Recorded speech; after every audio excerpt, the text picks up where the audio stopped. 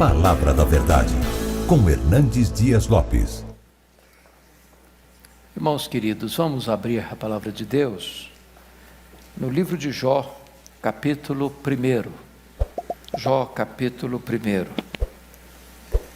E vamos ler versos 1 a 5. Jó, capítulo 1, versos de 1 a 5.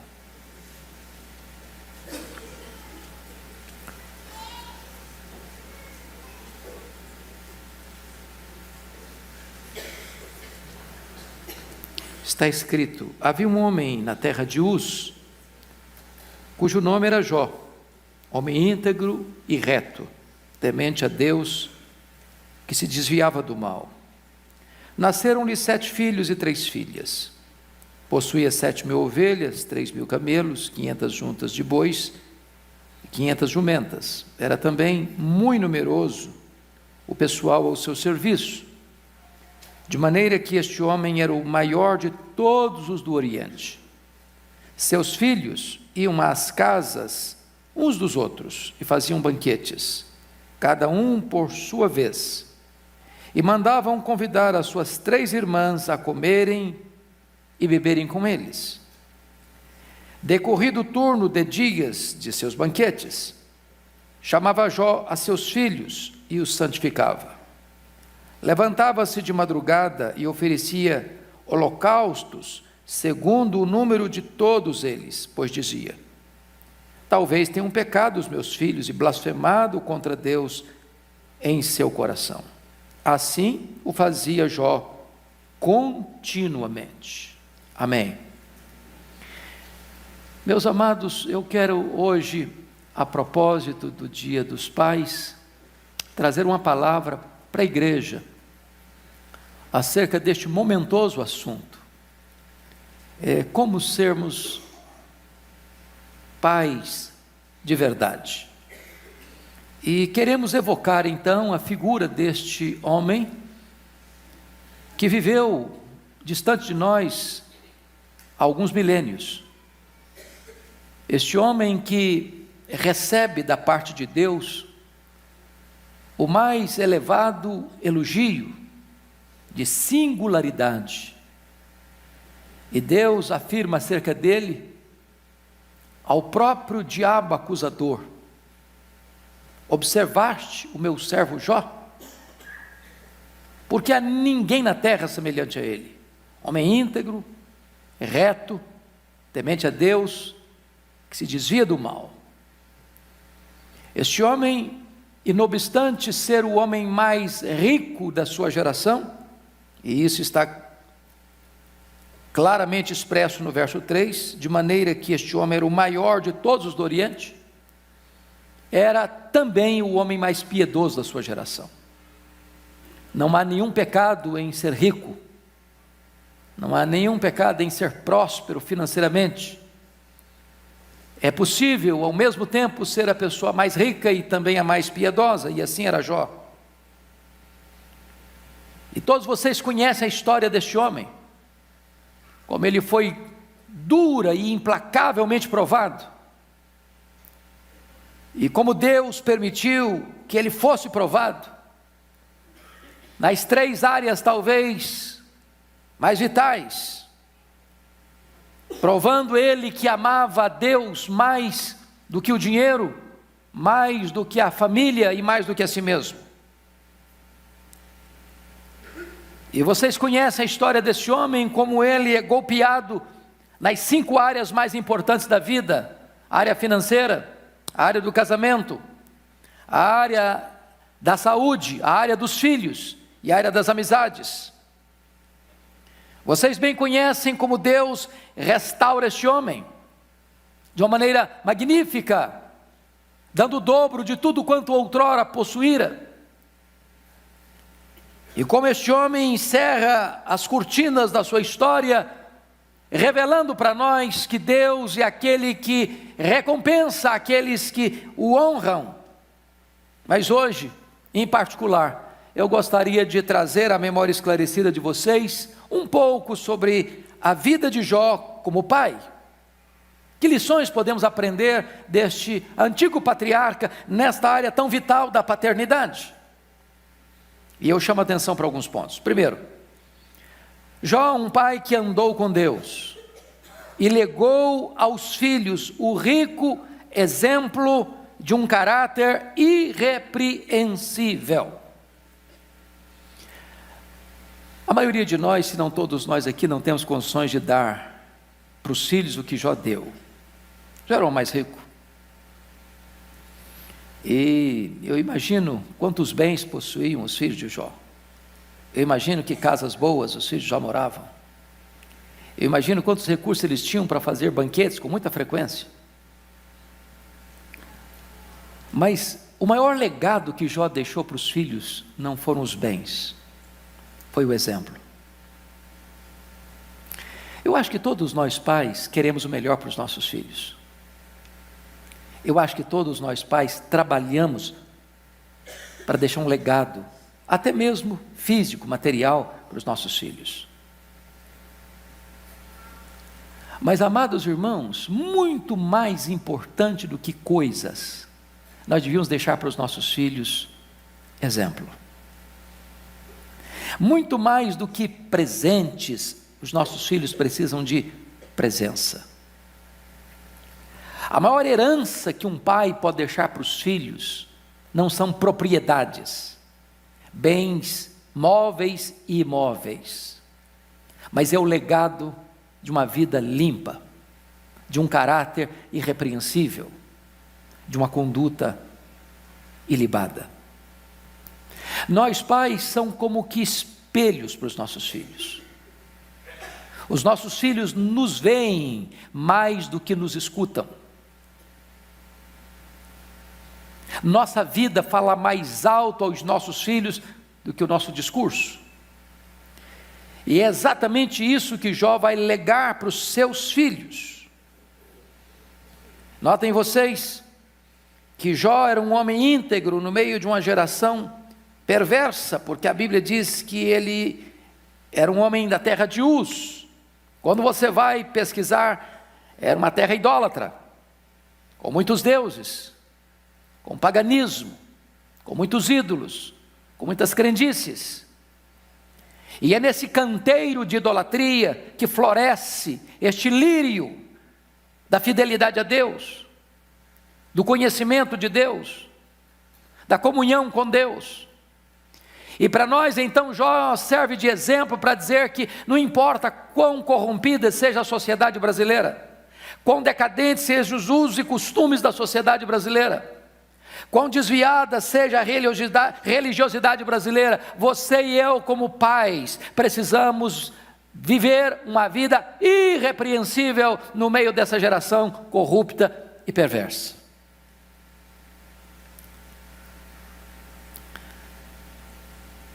Segundo lugar, diz a Bíblia que Jó era um gentio. E você percebe que o desafio então era este homem viver cercado de muitas crenças e de muitos valores, na contramão dos valores de Deus, uma vida piedosa, como por exemplo, viveu Abraão no seu tempo, saindo de Ur dos Caldeus, como Daniel na Babilônia, no Império Medo-Persa, como Obadias na corte de Acabe, ou como os santos na casa de César. O seu desafio, o meu desafio hoje, nesta manhã, amados, é sermos pais que vivam com integridade na presença de Deus, a despeito de convivermos com pessoas que não levam Deus a sério. Mas notem mais, Jó era um homem que associava a sua vida moral com a sua vida religiosa. Primeiramente vamos ver o seu caráter moral. Diz o texto que ele era verdadeiro intimamente. O texto diz, homem íntegro. Íntegro é aquilo que você é com a porta do quarto trancada. Íntegro é aquilo que você é olhando sozinho para o espelho. Íntegro é aquilo que você é e só Deus pode ver. Íntegro é aquilo que você é ou não é, aos olhos de Deus. Pois Jó era um homem íntegro, e esse foi o maior legado que ele deixou para os seus filhos. Mas vejam vocês, que ele não era apenas um homem íntegro, para dentro, aos olhos de Deus, mas está escrito que ele era também um homem reto, e reto é aquilo que você é em público, reto é aquilo que as pessoas podem ver, reto é aquilo que a sociedade assiste, reto é aquilo que os seus filhos contemplam externamente, porque intimamente você vive com Deus. Jó era esse homem, reto. Meus amados irmãos, a Bíblia diz porque ele era reto. Está lá em Jó 29, 15 e 16 o seguinte: eu me fazia de olhos para o cego e de pés para o coxo, dos necessitados era pai, e até as causas dos desconhecidos eu examinava. A grande pergunta hoje é esta: o que é que os nossos filhos estão vendo a nosso respeito? Nossos filhos são testemunhas de que nós somos pessoas não só íntegras, mas retas, nas nossas palavras, nas nossas ações, nas nossas transações, nos nossos negócios, nos nossos acordos, nas nossas alianças, na nossa postura espiritual. Isso era Jó. Mas notem vocês que ele também associava a vida moral à vida religiosa, porque está escrito ainda no verso de número 1, ele era um homem temente a Deus. E sabe, irmãos, aqui está a base, o alicerce de uma vida íntegra e reta. O que nos livra, irmãos, do perigo, da corrupção, da violência, da maldade, da impureza, dos deslizes da vida, é o temor de Deus. O temor de Deus é o grande freio moral da nossa vida. É o temor de Deus que nos livra do pecado, de decisões erradas, de alianças erradas, de acordos errados, de atitudes erradas. É o temor de Deus. Você e eu, pai, nós pais, precisamos pedir ao próprio Deus que Ele mesmo produza em nós temor a Ele, porque é o temor de Deus que vai nos conduzir pelas veredas da justiça. Mas notem mais, este homem tinha uma postura deliberada de se afastar do mal, porque o verso 1 termina assim: e que se desviava do mal. O mal está no nosso caminho, o mal está na nossa estrada, o mal está à nossa porta, o mal mora dentro do nosso trabalho, o mal mora nos nossos relacionamentos, o mal está diante dos nossos olhos, o mal está entrando pelos nossos ouvidos, o mal está no caminho dos nossos pés, o mal está ao alcance das nossas mãos, o mal está ao alcance do nosso coração. E o que o texto está dizendo é que este pai se desviava deliberadamente do mal. E por quê? Porque ele tinha temor de Deus no seu coração. Mas agora, irmãos, em segundo lugar, vejamos que Jó foi um pai que investiu no relacionamento dos filhos, plantando as sementes da amizade no coração dos filhos. Veja comigo, por favor, o versículo 4. Você pode ler o verso 4 comigo, toda a igreja? Seus filhos iam às casas uns dos outros, e faziam banquetes, cada um por sua vez, e mandavam convidar as suas 3 irmãs a comerem e beberem com eles. Eu tenho plena consciência disso, e vocês certamente também. Os filhos não são naturalmente unidos, não são. Sobretudo onde tem dinheiro. Dinheiro não tem liga, dinheiro não tem amálgama, dinheiro separa, dinheiro divide. Quantas histórias nós temos assistido, irmãos, de disputas por herança, ainda com os pais vivos.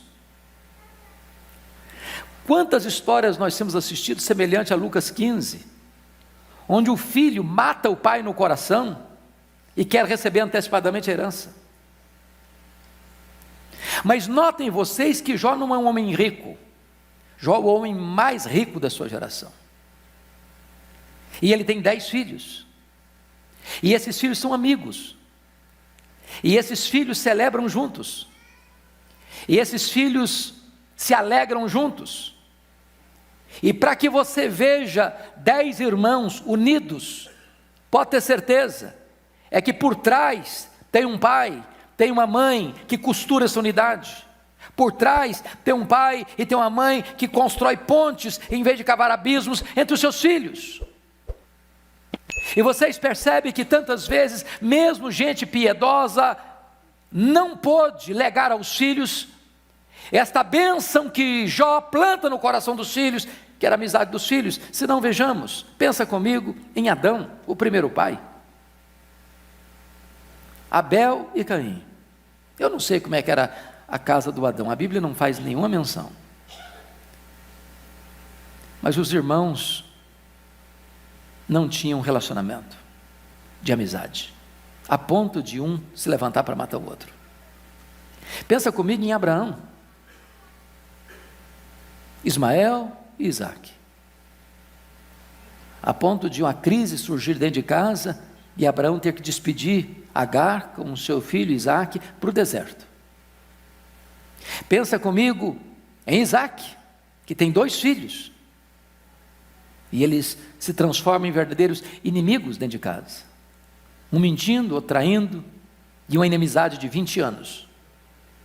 Pense comigo em Jacó, cujos irmãos odeiam José e vendem-no como uma mercadoria barata para o Egito. Pensem comigo em Davi, o grande rei Davi, que tem dentro da sua casa traição, estupro, orquestração, assassinato, derramamento de sangue. Oh, irmãos amados, eu acho que aqui está um grande papel nosso como pais, investir no relacionamento dos nossos filhos.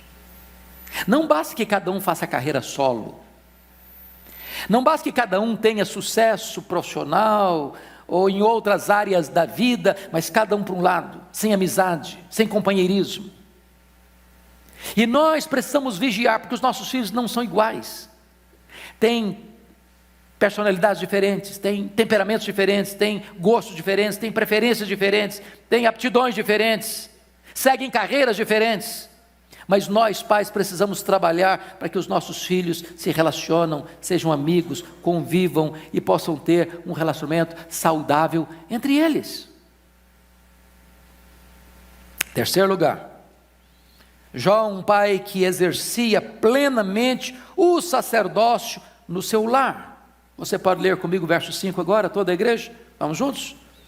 Decorrido o turno de dias de seus banquetes, chamava Jó a seus filhos e os santificava. Levantava-se de madrugada e oferecia holocaustos, segundo o número de todos eles, pois dizia: talvez tenham pecado os meus filhos e blasfemado contra Deus em seu coração. Assim o fazia Jó continuamente. Meus amados irmãos, em primeiro lugar, Jó se preocupava com a salvação de seus filhos. Preste atenção, oferecia holocaustos. Holocausto significa, muitos deles, sobretudo, com derramamento de sangue, sacrifício de um animal em favor da expiação de pecados. Não há remissão de pecados sem derramamento de sangue. Isso aponta para nós que Jó era um pai que tinha profundo compromisso em ver os seus filhos salvos, debaixo do sangue. Amados irmãos, penso que aqui está uma lição para você e para mim, como pai, como mãe. Talvez a maior causa que deveríamos ter com Deus em relação aos nossos filhos seja esta: não adianta os nossos filhos morarem numa boa casa, terem uma boa roupa, estudarem numa boa escola, fazerem uma boa graduação, fazer uma pós, um mestrado, um doutorado, entrarem pelas portas da frente das maiores e melhores empresas, fazerem uma carreira profissional brilhante, se eles não forem salvos, se eles não estiverem debaixo do sangue.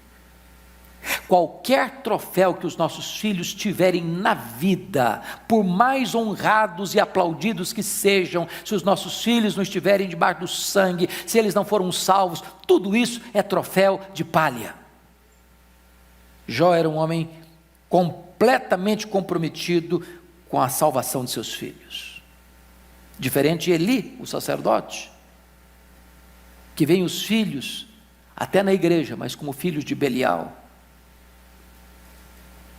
A Bíblia nos ensina, queridos, que nós devemos transmitir para os nossos filhos aquilo que nós ouvimos dos nossos pais. E hoje, irmãos, hoje, parece-nos até que com essa disputa de mercado, com esta concorrência até no campo educacional, parece-nos que esse interesse que os nossos filhos sejam troféus do nosso sucesso suplantou o desejo de ver os nossos filhos salvos pela graça de Deus. Esta deve ser a nossa principal causa. Segundo lugar, Jó se preocupava não apenas com a salvação dos seus filhos, Jó se preocupava também com a santificação dos seus filhos. Olha por favor aí o versículo de número 5. Ele nos mostra aí que Jó chamava a seus filhos e os santificava. De que maneira que um pai pode santificar os seus filhos? De que maneira? O apóstolo Paulo, escrevendo aos Efésios, capítulo 6, e diz: e vós, pais, não provoqueis vossos filhos a ira. A primeira coisa é não provocar os filhos a ira. E como é que um pai provoca os filhos a ira? É sendo inconsistente. O que é ser inconsistente? É exigir do filho aquilo que ele não faz. É querer que o filho seja verdadeiro quando o filho flagra mentindo. É querer que o filho seja íntegro quando o filho flagra num ato de injustiça. O que é provocar a ira? É um pai comparando um filho com outro. É um pai usando 2 pesos e 2 medidas, sendo mais complacente com um do que com o outro, favorecendo mais a um do que o outro. É exigir deles o mesmo desempenho quando poderia exigir apenas o mesmo empenho. De que maneira um pai pode santificar o seu filho? Paulo diz: criando-os na disciplina e na admoestação do Senhor. Papel nosso, e aí prestem bem atenção em Efésios 6,4, que a palavra pais aí não é mais pai e mãe, porque quando está no versículo 1, e vós filhos, vocês devem honrar pai e mãe, os vossos pais, aí a ideia é pai e mãe, mas aqui, não provocar ira e criar na disciplina e na demonstração do Senhor, pais aí é pai e marido, é pai e homem, é pai. Porque aos olhos de Deus, o ônus da criação dos filhos compete ao pai. E hoje muitos pais têm terceirizado essa responsabilidade para a esposa, para a mãe, para a escola, para a igreja, quando essa é a nossa responsabilidade. É aquilo que Josué fez: eu e a minha casa serviremos ao Senhor. Terceiro lugar, irmãos, Jó se preocupava com a vida íntima de seus filhos com Deus. Olha por favor o que ele diz aí no versículo 5 ainda. Pois dizia: talvez tenham pecado os meus filhos e blasfemado contra Deus em seu coração. Sabe o que significa isso, irmãos? Muitas vezes nós só nos preocupamos com os nossos filhos naquilo que todo mundo vê. Mas Jó tinha uma preocupação com seus filhos naquilo que as pessoas não podem ver, só Deus vê. Sabe o que significa isso? Jó era um pai interessado em que Deus fosse glorificado na vida de seus filhos. Não basta que os nossos filhos venham à igreja, não basta que os nossos filhos participem da escola bíblica dominical, não basta que os nossos filhos venham apenas para os cultos onde a igreja se reúne coletivamente. Não basta que os nossos filhos apenas tenham funções ou cargos ou posição de liderança na igreja. O que Jó espera de seus filhos é muito mais do que isso. É que eles aqui no coração, na intimidade da vida, possam honrar a Deus, possam andar com Deus. Por isso Jó serve para nós de modelo e de exemplo neste domingo dos pais. Mas mais do que isso, em quarto lugar, irmãos, Jó era um pai intercessor. Muito embora a palavra intercessão ou oração não apareça no texto, não é verdade? Mas quando você olha o conjunto desse versículo 5, você pode perceber que Jó era esse pai intercessor. Chamava Jó a seus filhos e os santificava, levantava-se de madrugada e oferecia holocausto segundo o número de todos eles, pois dizia: talvez tenham pecado os meus filhos e blasfemado contra Deus, e assim o fazia continuamente. Você tem orado pelos seus filhos?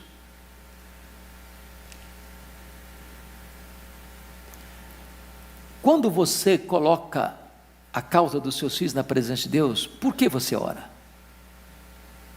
Que motivo leva você a orar pelos seus filhos? Essa é a grande pergunta, e se você parar para perceber, Jó não pede nenhuma coisa material para os filhos aqui. Toda a preocupação desse pai, toda a direção desse pai tem a ver com a relação desses filhos com Deus. Talvez seja a hora de falar para os filhos agora, dizer o seguinte: não cobre coisas de seus pais, mas espere de seus pais que estejam na brecha em favor da sua vida espiritual. Porque se você, filho, buscar em primeiro lugar o reino de Deus e a sua justiça, as demais coisas vão ser acrescentadas na sua vida. Amados irmãos, nós precisamos rogar a Deus que Ele reavive o nosso coração como pais, para nós orarmos mais pelos nossos filhos. Como Ana orou por Samuel, como Mônica orou por Agostinho de Hipona. Mas como é que Jó fazia isso? Diz o texto no versículo 5, que Jó fazia isso levantando-se de madrugada. E diz o verso 5, terminando lá: e o fazia continuamente. Agora pense comigo em Jó. Se ele era o homem mais rico, o que significa isso? Você conhece um rico desocupado? Quanto mais rico é um homem, mais ocupado ele é. Quanto mais rico é um homem, mais congestionada a agenda dele é. Quanto mais rico é um homem, mais compromisso ele assume. E aqui está um papel para nós, um exemplo para nós. Se você está ocupado demais, a ponto de você não ter tempo para os seus filhos, de fato você está ocupado demais. Se você está tão ocupado a ponto de não poder contactar-se com seus filhos, ligar para os seus filhos, falar com seus filhos, orar pelos seus filhos, você está ocupado demais. Jó fazia isso não ocasionalmente, Jó fazia isso continuamente. Notem vocês que ele era um homem capaz de sacrificar até mesmo o seu conforto pessoal, porque diz a Bíblia que ele se levantava de madrugada. Em outras palavras, meus filhos são minha prioridade.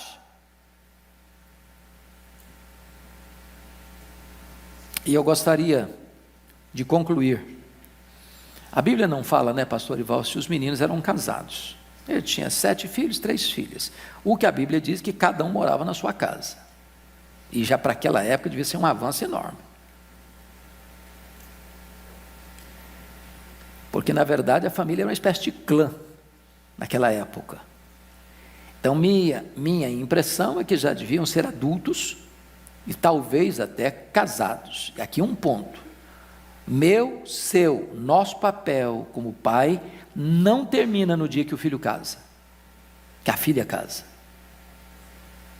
Os nossos filhos se casam, eles seguem a sua vida, mas o nosso papel de intercessores, de conselheiros, não termina.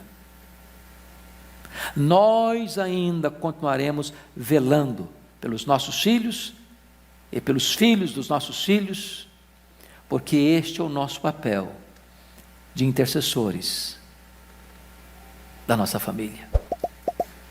A minha oração é que nesta manhã do Dia dos Pais, Deus nos encoraje a imitarmos este homem, que foi um pai, segundo o coração de Deus.